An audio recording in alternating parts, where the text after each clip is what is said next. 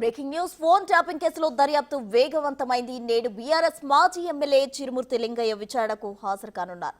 Jubilee Hills police స్టేషన్లో చిరుమూర్తిని విచారించనున్నారు. ఈ కేసులో నిందితుడు తిరుపతన్నతో ఫోన్లో అనేక సార్లు మాట్లాడిన మాజీ ఎమ్మెల్యేలు పాయల శేఖర్ రెడ్డి, బొల్లం మల్లయ్యలకు నోటీసులు ఇచ్చారు.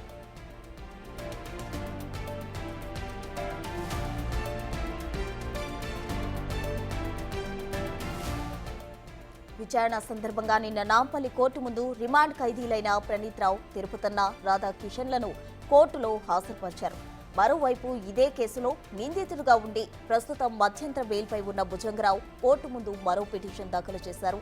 తన మధ్యంతర బెయిల్ను పొడిగించాలని కోరారు. కానీ కోర్టు ఈ పిటిషన్ కొట్టివేసింది. అనారోగ్య కారణాలతో భుజంగరావు మధ్యంతర బెయిల్ పొందారు. నేటితో ఈ బెయిల్ గడువు ముగియనుంది.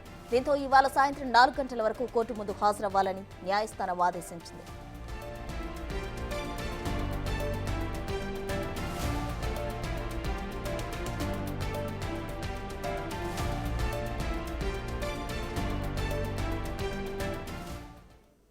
ఫోన్ ట్యాపింగ్ కేసుకు సంబంధించి నేడు బీఆర్ఎస్ మాజీ ఎమ్మెల్యే చిరుమూర్తి లింగయ్య విచారణకు హాజరు కానున్నారు. దీనికి సంబంధించి మరిన్ని వివరాలు మా ప్రతినిధి సురేష్ అందిస్తారు. సురేష్, ఫోన్ ట్యాపింగ్ కేసులో దర్యాప్తు ముమ్మరం చేశారు. ఇప్పటి వరకు పోలీస్ అధికారుల పాత్రపై విచారించి అందులో తిరుపతన్న, భుజంగరావు, రాధాకిషన్ రావు, అదేవిధంగా ప్రణీత్ రావు వీరిని అరెస్ట్ చేసి రిమాండ్కి తరలించడం జరిగింది. అందులో భాగంగా వాళ్ళు ఇచ్చిన స్టేట్మెంట్ ఆధారంగా చిరుమూర్తి లింగయ్య మాజీ బీఆర్ఎస్ ఎమ్మెల్యే, ఈయన నగరకల్ ఎమ్మెల్యేగా పనిచేసిన సమయంలో తిరుపతన్నతో అనేక సార్లు ఫోన్లో మాట్లాడాడు. అదేవిధంగా అతనితో చాటింగ్ చేయడం జరిగిందని చెప్పేసి కూడా పోలీసులు టెక్నికల్ ఎఫ్ఎల్సి రిపోర్ట్ ఆధారంగా చిరుమూర్తి లింగయ్యకు నోటీసులు ఇవ్వడం జరిగింది. ఎందుకు మాట్లాడాల్సి వచ్చింది, ఎక్కడెక్కడ వాట్సాప్ చాటింగ్లు, ఎందుకంటే మునుగోడు ఎలక్షన్లని గత ప్రభుత్వం బీఆర్ఎస్ ప్రభుత్వం చాలా ప్రతిష్టాత్మకంగా తీసుకోవడం జరిగింది. ప్రభుత్వ యంత్రాంగం మొత్తం అక్కడే ఉండడం జరిగింది. దీనికి సంబంధించి కొన్ని వాట్సాప్ గ్రూపులు క్రియేట్ చేసి నల్గొండకి వచ్చే ఇతర పార్టీలు బీజేపీ కావచ్చు, కాంగ్రెస్కి సంబంధించిన నాయకుల కదలికలపైన నిరంతరం ఆ సమాచారం చేరవేస్తూ వారికి సంబంధించిన వెహికల్ మూవ్మెంటు, వారు ఎక్కడి నుండి వస్తున్నారు, ఎవరు వస్తున్నారు, మరోవైపు బీఆర్ఎస్కి సంబంధించిన డబ్బులన్నీ కూడా పోలీస్ వాహనాల్లోనే తరలించినట్టు స్టేట్మెంట్ ఇచ్చారు. కాబట్టి వీటన్నిటికీ సంబంధించి ఆ జిల్లాలో చాలా రోజుల నుంచి పనిచేసిన తిరుపతన్నకి, ఇటు చిరుమూర్తి లింగయ్యకి సన్నిహితం ఉండడం, వారిద్దరు నేరుగా మాట్లాడుకోవడం, వాట్సాప్ల ద్వారా చాటింగ్ చేయడం, వీటన్నిటికీ సంబంధించిన టెక్నికల్ ఎవిడెన్స్ అంతా కూడా పోలీసులు రీట్రీవ్ చేయడం జరిగింది. ఆ రీట్రీవ్లో ఉన్న అంశాలన్నిటిని కూడా ఇప్పుడు చిరుమూర్తి లింగయ్యని ప్రశ్నించనున్నారు. కొద్దిసేపటి క్రితమే జూబ్లీహిల్స్ ఏసీపీ కార్యాలయానికి ఏసీపీ వెంకటగిరి చేరుకోవడం జరిగింది. మరి కొద్దిసేపట్లోనే మాజీ ఎమ్మెల్యే చిరుమూర్తి లింగయ్య ఇక్కడికి చేరుకోనున్నారు. ఎందుకంటే ఆయన 11వ తేదీనే విచారణకు రావాలని చెప్పేసి నోటీసులో పేర్కొన్నారు. కానీ 11వ తేదీన తనకు అనారోగ్య కారణాల వల్ల రాలేకపోతున్నానని చెప్పేసి కూడా పోలీసులకి ఈరోజు వస్తానని చెప్పేసి సమాచారం ఇవ్వడం జరిగింది. ఇప్పుడు చిరుమూర్తి లింగయ్యని విచారించేందుకు ప్రశ్నలు కూడా సిద్ధం చేసుకోవడం జరిగింది అధికారులు. చిరుమూర్తి లింగయ్య ఇచ్చే స్టేట్మెంట్ ఆధారంగా మరికొంతమందికి నోటీసులు ఇచ్చి విచారించే అవకాశం కనబడుతుంది.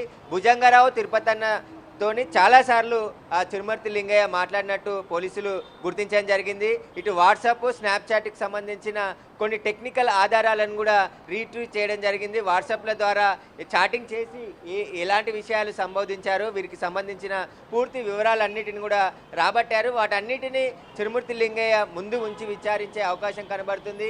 మరొక 4 మాజీ ఎమ్మెల్యేలకు కూడా దర్యాప్తు బృందం నోటీసులు జారీ చేయడం జరిగింది. వారిని కూడా విచారిస్తారని చెప్తున్నారు. ఈరోజే వారు విచారణకు వస్తారా, లేదంటే పోలీసులని సమయం కోరే అవకాశం ఉందనేది కూడా తెలిసే అవకాశం ఉంది. కానీ 12 గంటల వరకు జూబ్లీహిల్స్ ఏసీపీ కార్యాలయానికి చిరుమూర్తి లింగయ్య వస్తానని చెప్పేసి పోలీసులకి సమాచారం అందించడం జరిగింది. ఆయన మరికొద్దిసేపట్లోనే ఇక్కడికి చేరుకునే అవకాశం కనబడుతుంది. చేరుకున్న తర్వాత ఆయనను విచారిస్తారు. విచారణకు సహకరించకుంటే తదుపరి చర్యలు కూడా తీసుకోవడానికి సిద్ధమవుతున్నట్టు తెలుస్తుంది. ఈ కేసులో ప్రధాన నిందితుడైనటువంటి ప్రభాకర్ రావు ఇంకా పరారీలోనే ఉన్నాడు. ఆయన అమెరికాలో ఉండి ఇండియాకి రాకుండా తప్పించుకునే ప్రయత్నాలు అన్నీ కూడా చేస్తున్నాడు. కాబట్టి దీనికి సంబంధించి ఆయనను ఇండియాకి రప్పించే ఏర్పాట్లు కూడా ప్రయత్నాలు అన్నీ కూడా పోలీసులు చేస్తున్నారు. రెడ్ కార్నర్ నోటీస్ని ఇంటర్పోల్ పోలీసుల అధికారులకి చేరవేశారని కూడా సమాచారం ఉంది. ఒకవేళ ఇంటర్పోల్ అధికారులకి రెడ్ కార్నర్ నోటీస్ అందిన తర్వాత ప్రభాకర్ రావుని ఖచ్చితంగా ఇండియాకి పంపించే అవకాశం కనబడుతుందని చెప్పేసి కూడా పోలీసులు చెప్తున్నారు. లుకౌట్ నోటీసులు కూడా జారీ చేశారు. కాబట్టి ఆయన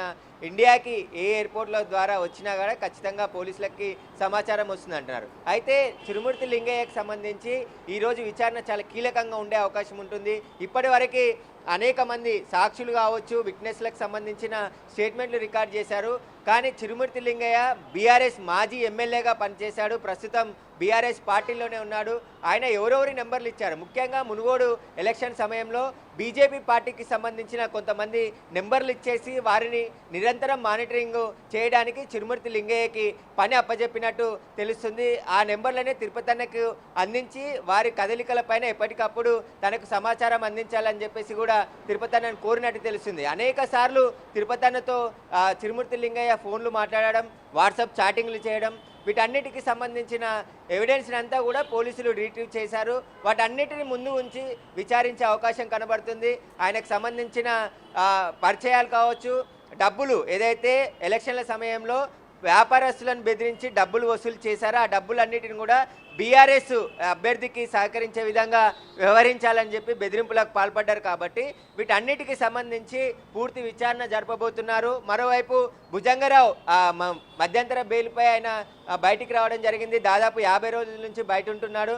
ఆయనకు సంబంధించిన బెయిల్ పొడిగించాలని నిన్న నాంపల్లి కోర్టులో పిటిషన్ దాఖలు చేయడం జరిగింది. ఆ పిటిషన్ని కోర్టు కొట్టివేయడం జరిగింది. ఇక బెయిల్ పొడిగించేది లేదు, ఖచ్చితంగా కోర్టులో హాజరై రిమాండ్కి వెళ్లాల్సిందే అని చెప్పేసి ఆదేశాలు ఇవ్వడం జరిగింది. ఈరోజు భుజంగరావు కోర్టులో లొంగిపోతాడు. ఆ తర్వాత చెంచల్ కూడా జైలుకి తరలించే అవకాశం కనబడుతుంది. అయితే ఈ కేసులో చిరుమూర్తి లింగయ్య ఇచ్చే స్టేట్మెంట్ చాలా కీలకంగా ఉండబోతుంది. ఎందుకంటే ఎవరెవరి ఫోన్ నెంబర్స్ ఇచ్చాడు, ఎక్కడెక్కడ ట్యాపింగ్ చేశారు, ఆ నెంబర్లని ఎలా ట్యాపింగ్ చేశాడు, ఆ తిరుపతన్నని కలిసి ఏదైతే డెన్లు ఏర్పాటు చేశారో ఆ డెన్ల దగ్గరికి చిరుమూర్తి లింగయ్య వెళ్ళాడా, ఈయనకు సంబంధించిన పూర్తి సమాచారాన్ని పోలీసులు రాబట్టే ప్రయత్నం ఈరోజు చేస్తున్నారు. దీనికి సంబంధించి ఇప్పటికే ఆయనని ఎలాంటి ప్రశ్నలు వేయాలనే వాటన్నిటిని కూడా సిద్ధం చేసుకోవడం జరిగింది. కొద్దిసేపటి క్రితమే ఏసీపీ వెంకటగిరి కూడా పోలీస్ స్టేషన్కి రావడం జరిగింది.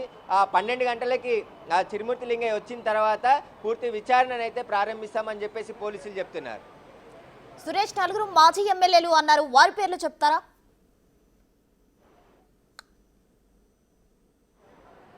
నల్గొండలో కీలకంగా పనిచేసిన మాజీ ఎమ్మెల్యేల పాత్ర కూడా ఇందులో ఉన్నట్టు పోలీసులు గుర్తించడం జరిగింది. ఇటు బొల్లం మల్లయ్య కావచ్చు, అదేవిధంగా మరో మాజీ ఎమ్మెల్యేకి సంబంధించిన సమాచారాన్ని కూడా పోలీసులు గుర్తించడం జరిగింది.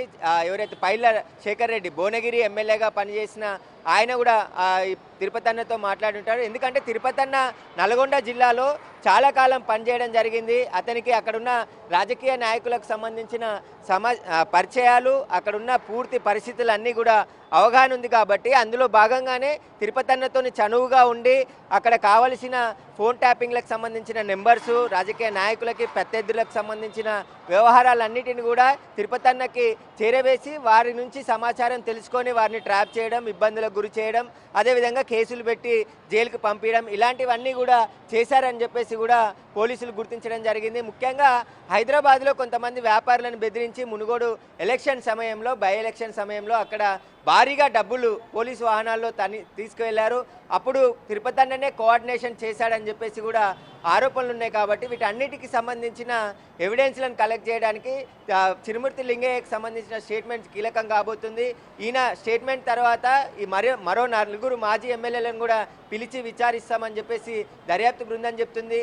ఈ టెలిఫోన్ ట్యాపింగ్కి సంబంధించిన కేసులో ఇప్పటి వరకు పోలీస్ అధికారులను సాక్షులను మాత్రమే స్టేట్మెంట్ రికార్డ్ చేయడం జరిగింది. అరెస్ట్ చేసి 4గురిని రిమాండ్కి తరలించారు. ఈ మొదటిసారి రాజకీయ నాయకుడిని విచారించబోతున్నారు ఈయన ఇచ్చే స్టేట్మెంట్. ఎందుకంటే భుజంగరావు, తిరుపతన్న, రాధాకిషన్ రావు బీఆర్ఎస్ పార్టీ సుప్రీం ఇచ్చిన ఆదేశాల మేరకే మేము ఫోన్ ట్యాపింగ్ పాల్పడ్డామని చెప్పేసి కూడా వాళ్ళు చెప్పారు. కాబట్టి ఇప్పుడు సుప్రీం ఓవర్ ఇందులో దీనికి సంబంధించిన పూర్తి వివరాలను కూడా చిరుమూర్తి లింగయ్య నుంచి రాబట్టే ప్రయత్నం దర్యాప్తు బృందం చేసే అవకాశం కనబడుతుంది. ఈయన స్టేట్మెంట్ ఆధారంగానే మరో 4 మాజీ ఎమ్మెల్యేలను కూడా పిలిచి త్వరలోనే కేసులో దీనికి సంబంధించిన ఇన్వెస్టిగేషన్ కొనసాగుతుందని చెప్పేసి కూడా పోలీసులు చెప్తున్నారు. సురేష్, అయితే గతంలో ఫోన్ ట్యాపింగ్ కు సంబంధించి కేటీఆర్ కూడా సంచలన వ్యాఖ్యలు చేయడం జరిగింది. చేసుండొచ్చు అని తన మాటల్లోనే తను యాక్సెప్ట్ చేసిన పరిస్థితి అయితే కనిపిస్తుంది. ఇప్పుడు ఈ స్టేట్మెంట్ ప్రకారం అయితే కేటీఆర్ కి ఉచ్చు బిగుసుకుంటుంది అనుకోవచ్చా?